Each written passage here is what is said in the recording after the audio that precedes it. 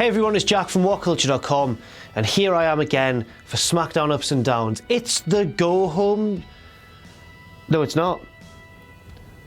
Is it? No, it wasn't. No. Hey everyone, it's Jack from WhatCulture.com, and it's the penultimate SmackDown before WrestleMania, and we're going to look at all the ups and all the downs. Excuse my terrible teenage, attempt at a beard. I've just not had time to shave. We've been on the road with WCPW, we've been to Manchester and Nottingham, and we're all very tired here. Phil, how are you holding up? I am tired. Phil's tired as well, and he never sleeps, so, what does that say about him? Yeah, let's just look at all the ups and downs from SmackDown Live, and we can do this, come on, we can do this. It's not as if Shane McMahon beat up AJ Styles or anything. It should be good, it should be good.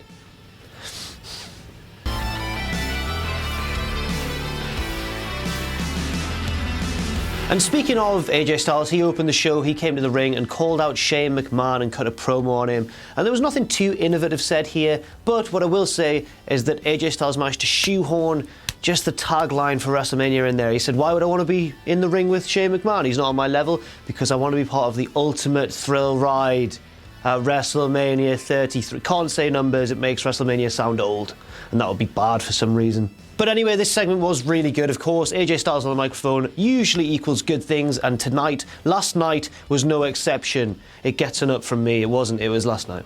Oh, there was a title change, Phil. Was there? Do you not know about this? No. I forgot, but I've just looked at my notes, and yeah. It was the Usos and American Alpha. The Usos won. They beat them. They're the new SmackDown Tag Team Champions. Will that get an up or a down? Let's bloody find out. Let's find out. God. These segments, man. Yes, that's right. The Usos defeated Chad Gable and Jason Jordan for those SmackDown Tag Team Championships. And at first, my initial reaction was, oh no. American Alpha are really good in the ring, and they're exciting and young and fresh, and I like them. But at the same time, WWE haven't really given us a reason to care too much about their title reigns. So it's hard to feel too strongly when they lose it to a pair of heels in the Usos, I'm going to give it an up. It was the best match of the show, I think, by a fair margin. And yeah, if they just lost the titles on a SmackDown prior to WrestleMania and we'd been loving them as babyface champions, you might have thought that's a very weird decision. Why have they done that? But the fact that they've had such a kind of neglected title reign makes me think maybe this was the best move after all. So for that weird reason, this also gets an up. Next we come to a segment that was kind of scattered throughout the show in different parts, but I'm just going to treat them all as one part and kind of review them and decide whether they're an up or a down on their own. It's kind of like the Freebird rule, but for kind of terrible, smarky internet wrestling videos. Yes, this was The Miz and Maurice's take on Total Bellas. It was really funny. I thought it was a good spoof. And it came shortly after Southpaw Regional Wrestling as well. It was the similar sort of thing. You could tell the wrestlers had a lot of free reign in deciding what sort of content went into these skits. The Miz was particularly great as Cena. He kind of sounded like him at points and even looked a bit like him as well. And he was doing his goofy run. And it was good. They were good segments top to bottom, and it gets it up. Watch them if you can. Oh yeah, oh god, I'm not been looking forward to this one. Right, this is the middle bit of the show where just all kinds of went down. So first of all, we have Baron Corbin versus Randy Orton. Bit of an unwise booking decision to put, the two contenders for the top two belts on the brand in a match with each other. Someone's going to look weak. Guess what? It was the Intercontinental Championship #1 contender, Baron Corbin. Of course, Randy wasn't going to look weak. He won the match, Randy won the match, I should say, because Dean Ambrose came out and cost Baron Corbin, so that was kind of sensible.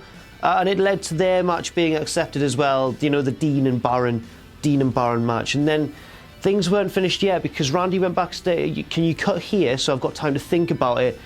Just cut now. Still on the same point, then Randy Orton went backstage and conducted an interview with Renee Young, and then Bray Wyatt's Druids, he's still got the Druids, all appeared around Randy Orton, and then they beat him down in their goat masks. And then Bray Wyatt got what can only be described as kind of a ping pong, like a table tennis racket with an X on it, and just sort of rubbed it on his face.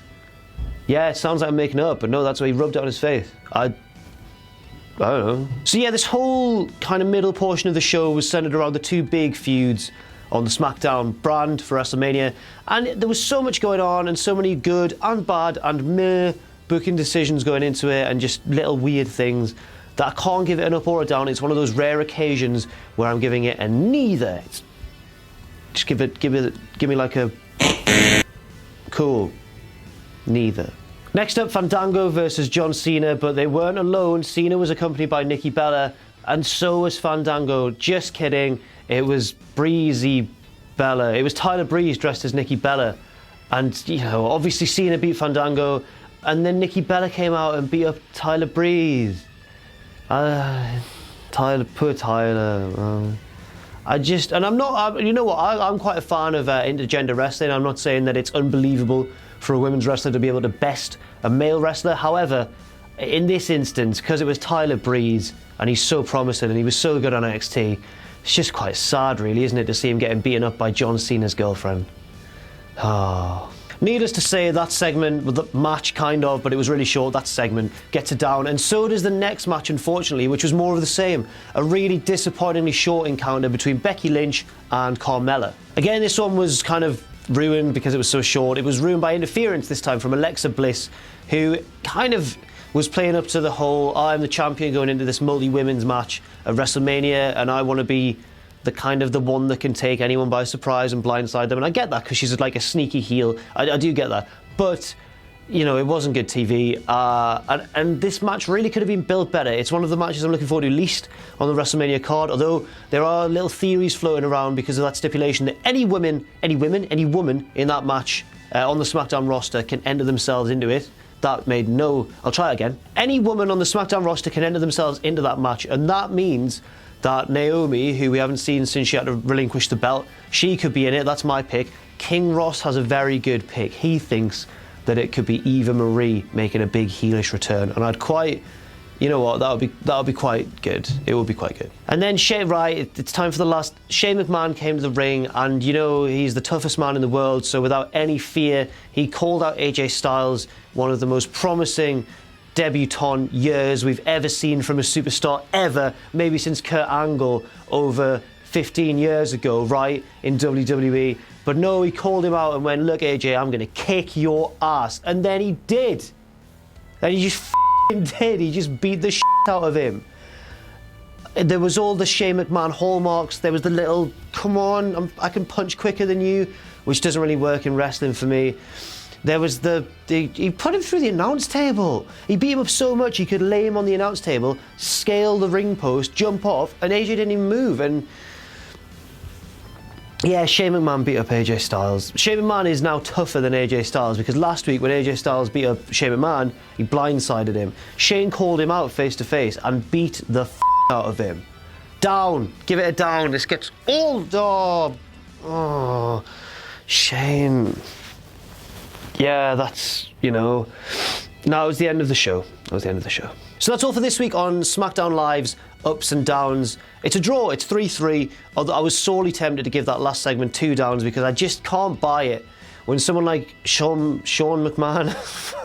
I'm so annoyed I'm confusing Shane McMahon with Shawn Michaels, and rightly so, because like Shawn Michaels, Shane McMahon has been portrayed as one of the most skilled fighters ever in WWE. Last year, he stood toe-to-toe with Undertaker and nearly beat him. This year, he's probably going to do the same with AJ Styles. Amen. I've been Jack from WhatCulture.com. Thank you very much for watching SmackDown Ups and Downs. Phil, have you got anything to say? No. What a surprise.